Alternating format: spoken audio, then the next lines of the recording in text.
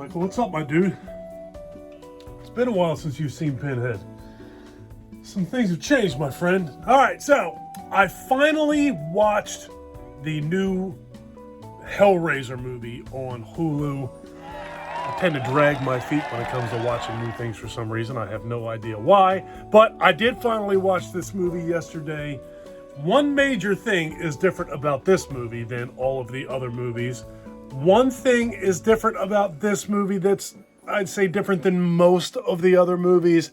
And one thing is definitely different than all of the other movies. What are those three things? You know, if I haven't told you before, that thing on your head is really, really annoying.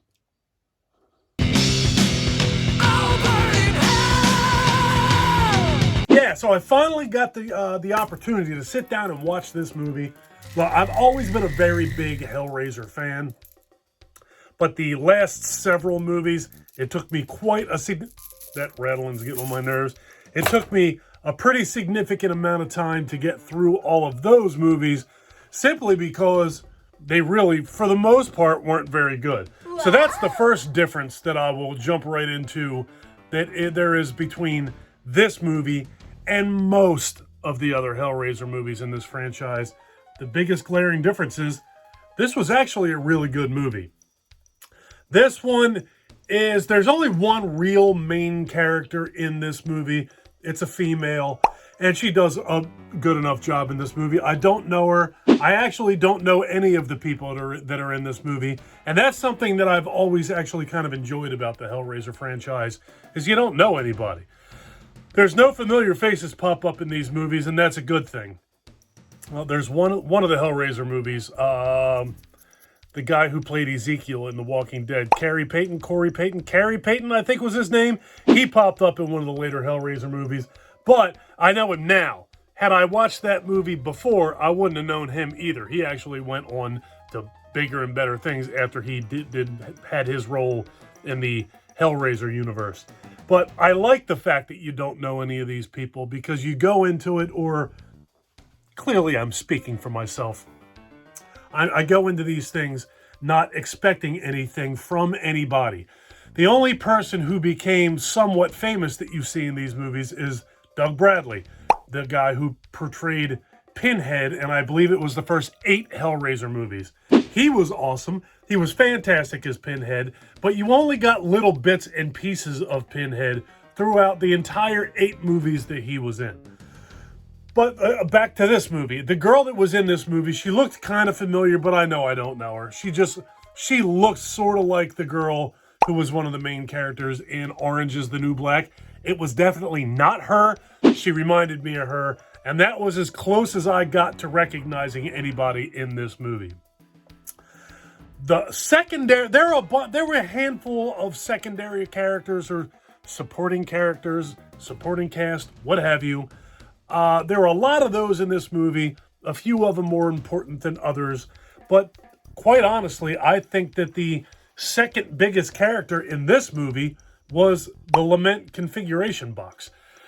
There was a lot of focus on that box in this movie. About I think there were 6 different configurations in this, and they all stood for something different. And they all, if you solved the puzzle and put it in one of those 6 different configurations, something different would happen. I thought that was very cool. There was a lot of focus on that box in this movie, and the box itself looked significantly different than the original Hellraiser box from the first 10 films. I can't believe that this is the 11th film in this franchise. But this box looks different.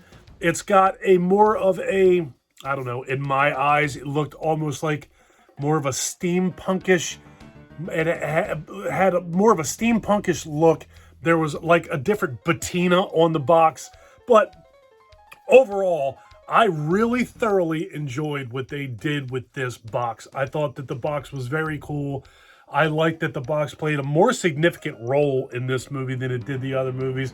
I mean, let's get that straight. The box definitely played a significant role in all of the Hellraiser movies, but it just felt like there was a lot more focus on the Lament configuration box in this movie than there was in the other ones. In the other movies, it felt like the box served its purpose. It summons the Cenobites. It sent the Cenobites away, but that was about it. There was a lot more involvement with the box in this movie, and I thought that was very, very cool.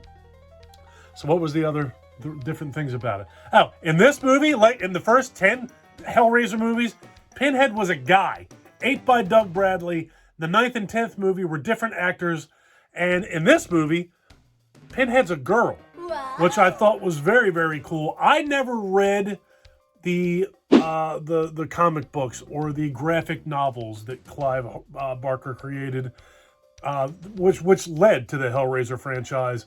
But from what I understand, the original Pinhead was genderless or sexless, and this one was supposedly, from what I understand, closer to that original Pinhead that Clive Barker created. I don't know. Like I said, I can't speak on things that I haven't read personally, but from what I've seen other people discuss on YouTube about this movie, that seems to be the case. One thing that is similar is she's not in this movie a lot. She's in it probably about as much as Pinhead was in all of the other movies, I guess. I mean, she's in there. Her role is significant. She makes her presence known when she's there, but like Pinhead, she's not in it a whole hell of a lot, which is fine.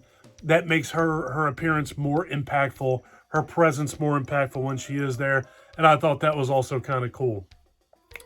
What was the 3 differences? I said there was 3. Look, man, I fly by the seat of my pants when I'm doing these things. So one difference was Pinhead was a woman in this one. One difference was this movie was actually good compared to the other movies.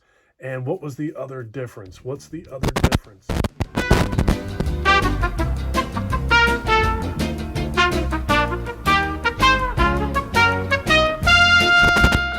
I guess I did hit on all 3 of them. Female Pinhead.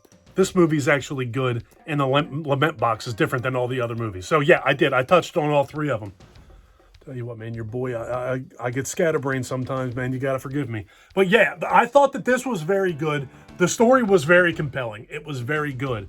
In this movie, the main character's brother goes missing. Our main character gets a hold of the Lament Box. She's got to figure out a way to get the brother back, so on and so forth. Very, very cool.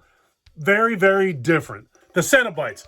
In the first couple of Hellraiser films, we had Butterball, we had Chatterbox, and we had everybody's favorite female Cenobite.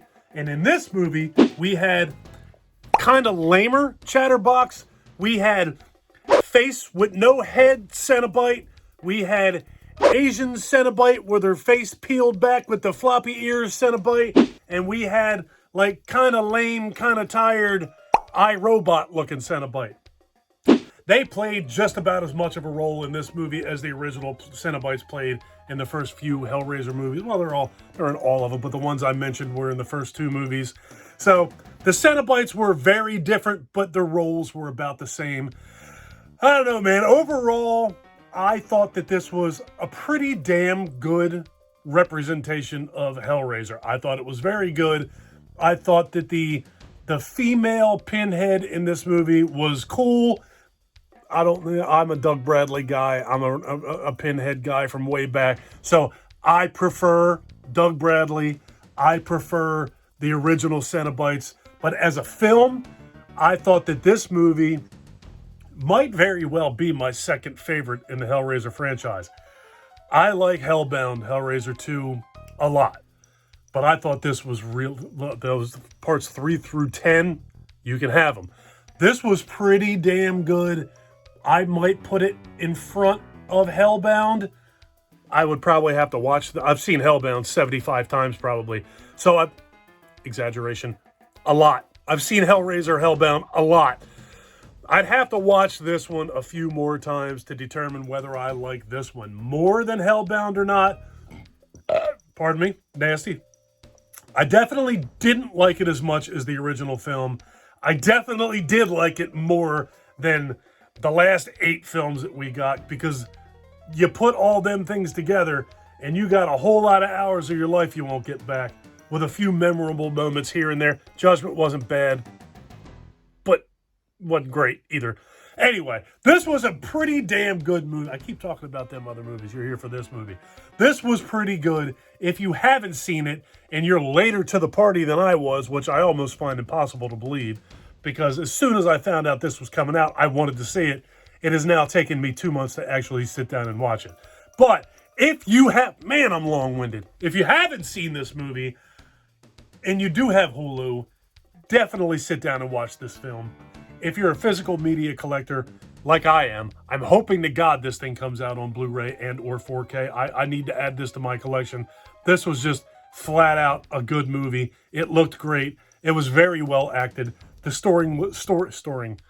make up words too. It's another thing I do here.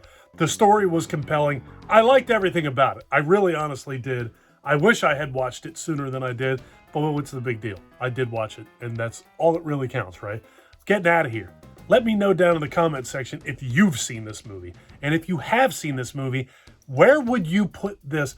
Maybe eventually I'll rank all these Hellraiser movies, but there's been way too much space between these movies, and I'm afraid that I'd have to sit down and watch them again. And let me tell you, that's not a small task. If you're familiar with all the Hellraiser films, you will know sitting down and watching all those things is a fucking chore. Not so good. All right, I'm getting out of here. Like I said, let me know down in the comment section whether you saw this, haven't seen it, you're going to see it, where you'd rank it, yada, yada, yada.